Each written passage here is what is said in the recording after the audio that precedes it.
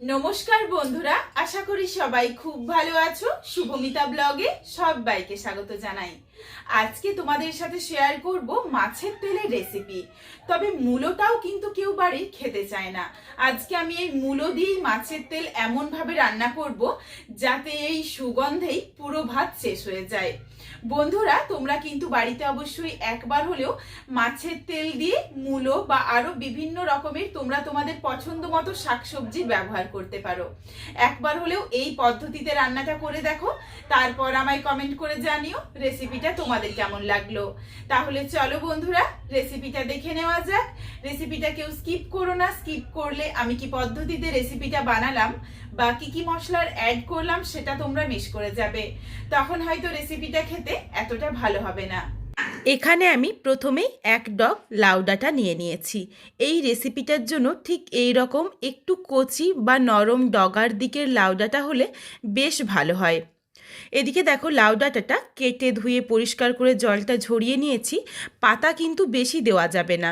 এখানে আমি 1-2টো একদম নরম পাতা নিয়ে নিয়েছি, বাকি পাতাগুলো ফেলে দিয়েছি। আর এখানে আমি মূলোর ব্যবহার করেছি।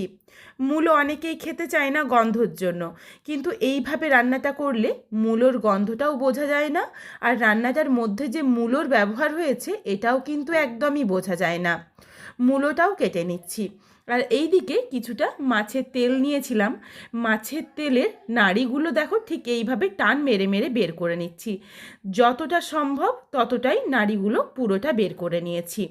মাছের তেলটা ধুয়ে পরিষ্কার করে দিয়ে দিলাম স্বাদ অনুযায়ী লবণ আর অল্প একটু হলুদের গুঁড়ো, লঙ্কার গুঁড়ো। এরপর মাছের তেলটা ভালোভাবে মেখে রেখে দিলাম। এদিকে মূলো আর আলু কেটে নিয়েছি। মূলোটা দেখো একদম সরু সরু করে কেটে নিয়েছি। এইভাবেই মূলো আলুটা একই রকম করে কেটে নিতে হবে। এখানে তোমরা না চাইলে আলুটা বাদ দিতে পারো, শুধু মূলো দিয়েও কিন্তু রান্নাটা করতে পারো। আর যদি চাও যে এর সাথে আরও কিছু সবজির অ্যাড করবে, তাহলে সেটাও দিতে পারো। প্রথমেই কড়াই গরম করে বেশ কিছুটা সর্ষের তেল গরম করে নিয়েছি।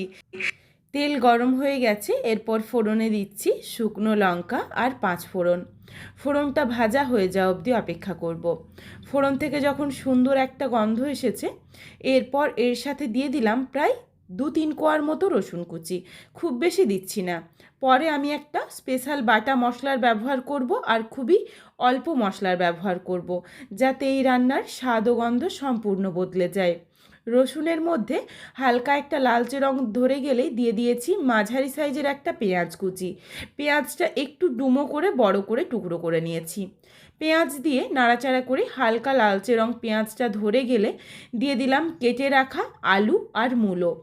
স্বাদ অনুযায়ী লবণ দিয়ে নাড়াচাড়া করে ঢাকা চাপা দিয়ে একটু আলু মূলোটা ভেজে নিচ্ছি। বেশি কিন্তু সময় নিয়ে ঢাকনা দিয়ে ঢেকে রাখবো না। ওই প্রায় 30 থেকে 40 সেকেন্ডের মতো একটু ঢাকা দিয়ে রেখেছিলাম, যাতে সবজিটার থেকে জলটা ছাড়তে শুরু করে। সুন্দরভাবে দেখো জলটা বেরিয়ে গেছে। এইদিকে দেখো একটা মশলা বেটে রেখেছিলাম, খুবই অল্প 1 চামচের মতো দেখো বাটা মশলা হয়েছে। সামান্য একটু পেঁয়াজ, রসুন, কাঁচা লঙ্কা আর কালো সর্ষে।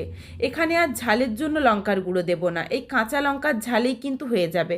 খুবই দেখো অল্প একটু মশলা এখানে আমি শিলে বেটে নিয়েছিলাম। বাটার সময় মশলার ভিডিওটা কোনো কারণে স্কিপ হয়ে গেছে, এই জন্য তোমাদের সাথে শেয়ার করতে পারলাম না। গ্যাসের ফ্লেমটা হাইতে করে দিয়েছিলাম 30 সেকেন্ড একটু ঢাকা দেওয়ার পরই। তারপর নাড়াচাড়া করে দেখো বেশ একটু লালচে রং ধরিয়ে মূলো আর আলুটা ভেজে নিয়েছি। এগুলো কিন্তু সেদ্ধ হয়নি, শুধুমাত্র গ্যাসের আঁচ বাড়িয়ে দিয়েছিলাম বলে এই জন্য একটু লালচে রং ধরিয়ে ভাজা হয়ে গেছে। ভেজে নেওয়ার পর দিয়ে দিয়েছি কেটে রাখা লাউ শাক আর ডাঁটা। স্বাদ অনুযায়ী শাক আর ডাঁটার পরিমাণ বুঝে লবণটা দিয়ে নাড়াচাড়া করে মিশিয়ে নিয়েছি। এরপর বেশ কিছুক্ষণের জন্য ঢাকা চাপা দিয়ে রান্নাটা করব, আর গ্যাসের ফ্লেম লোতে করে, যাতে ভালোভাবে সমস্ত সবজিটা সেদ্ধ হয়ে যায়। বেশ কিছুক্ষণের জন্য দেখো ঢাকনা দিয়ে ঢেকে রেখেছিলাম, কিছুটা জল ছেড়ে এসেছে। এই জলটা ভালোভাবে শুকিয়ে তারপর ফেরত আসছি। কিছু সময় নিয়ে ঢাকনা দিয়ে ঢেকে রেখেছিলাম, জল কিন্তু খুব ভালোভাবে শুকিয়ে গেছে, আর একটুখানিও জল নেই। এরপর এর সাথে দিয়ে দিচ্ছি লবণ, হলুদ আর লঙ্কার গুঁড়ো দিয়ে মেখে রাখা মাছের তেল। মাছের তেলটা ঠিক এইভাবেই একটু দেরিতে দিলে হালকা লালচে রং ধরিয়ে ভাজা হবে, আর খেতেও কিন্তু বেশ ভালো লাগবে। মাছের তেল দিয়ে নাড়াচাড়া করে মিশিয়ে নিয়েছি। সবজিগুলো কিন্তু প্রায় 90% মতো সেদ্ধই হয়ে গেছে। এরপর মাছের তেলটা দিয়ে সবজিগুলো ওপর থেকে দিয়ে একটু চেপে দিলাম যাতে তেলটা সহজেই ছেড়ে আসে। আর এর সাথে দিয়ে দিচ্ছি বড় সাইজের একটা টমেটো কুচি। টমেটো কুচি দিয়ে ভালোভাবে একবার নাড়াচাড়া করে মিশিয়ে নিলাম আর বেটে রাখা মশলার পেস্টটা দিয়ে দিলাম। এর সাথেই দুটো ফাটিয়ে নেওয়া কাঁচা লঙ্কাও দিয়ে দিলাম। এই রেসিপিটার সাথে কিন্তু কাঁচা লঙ্কার গন্ধটাই সবচেয়ে বেশি ভালো লাগে। এরপর সমস্ত কিছু খুব ভালোভাবে মিশিয়ে নিচ্ছি। মাছের তেলটা ভাজতে ভাজতেই কিন্তু মশলাটাও সুন্দরভাবে ভাজা হয়ে যাবে আর টমেটোটাও একদম নরম হয়ে গলে যাবে। আর এই মশলাটা দেরিতে দেওয়ার জন্য এই অল্প মশলারই কিন্তু ভীষণ সুন্দর একটা গন্ধ আসে, এই জন্য খেতেও বেশ ভালো লাগে। বেশি মশলার ব্যবহার করার দরকার নেই, অল্প মশলা দিয়েই বেশ ভালো হয় রান্নাটা খেতে। সুন্দরভাবে দেখো তেলটা ছাড়তে শুরু করেছে। এই সময় দিয়ে দিলাম বেশ কিছুটা হলুদের গুঁড়ো আর খুবই অল্প পরিমাণে দিয়েছি জিরের গুঁড়ো, ধনের গুঁড়ো। সমস্ত গুঁড়ো মশলা দিয়ে নাড়াচাড়া করে আবারও ভালোভাবে মিশিয়ে নিচ্ছি। এই রান্নাতে কিন্তু জলের ব্যবহার হবে না, এই জন্য প্রথমে আগে সবজির জলেই সবজিটা সেদ্ধ করে ভেজে নিয়েছিলাম। জল দিলে কিন্তু খেতে এতটা ভালো লাগবে না। মশলা দিয়ে ভালোভাবে দেখো মশলাটা যখন কষানো হয়ে গেছিলো কিছুক্ষণের জন্য ঢাকনা দিয়ে ঢেকে রেখেছিলাম।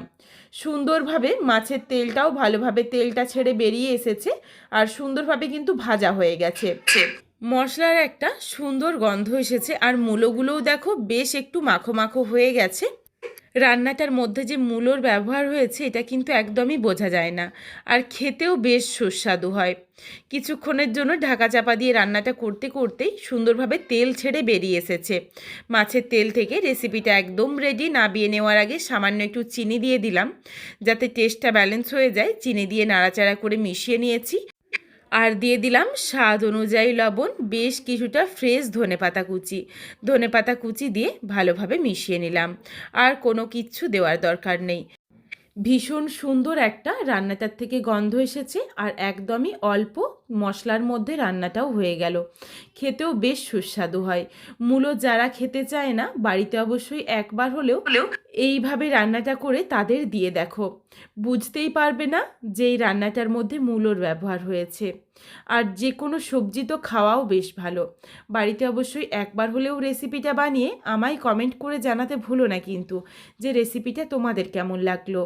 রেসিপিটা তোমাদের যদি ভালো লাগে তাহলে লাইক করো, শেয়ার করে বন্ধুদের দেখার সুযোগ করে দিও।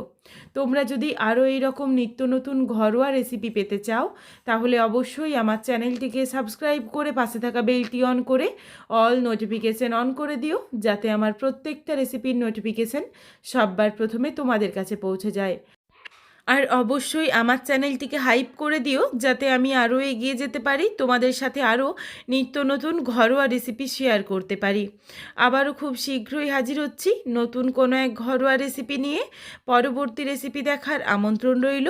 পুরো ভিডিওটা দেখার জন্য অনেক অনেক ধন্যবাদ।